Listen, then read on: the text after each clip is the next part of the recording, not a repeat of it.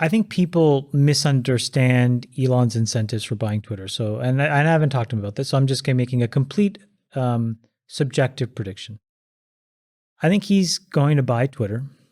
I think he's going to clean it up. I think he's probably going to generate something like a 2x on this. We talked about how, that's like a good terminal valuation in 6 or 7 years. That basically, puts that asset worth at around $100 billion. In the meantime, he's going to open source as much as possible.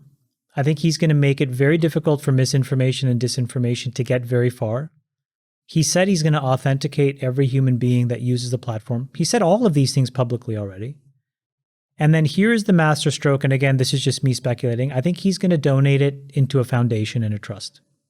And I think it'll be an incredibly powerful competitive alternative to all these other for-profit businesses, because everything you guys are talking about is the incentives that get perverted when you have to layer economics inside the New York Post, inside the Washington Post, inside the New York Times, the Wall Street Journal. Everything eventually devolves to clickbait, to hearsay, to doxing, to whatever can get you more revenue.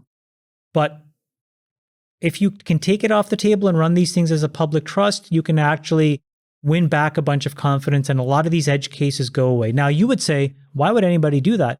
Well, I think the real answer is because then if he were to donate it into a foundation, he'd get $100 billion credit that he could use, to offset the gains when SpaceX or Starlink go public.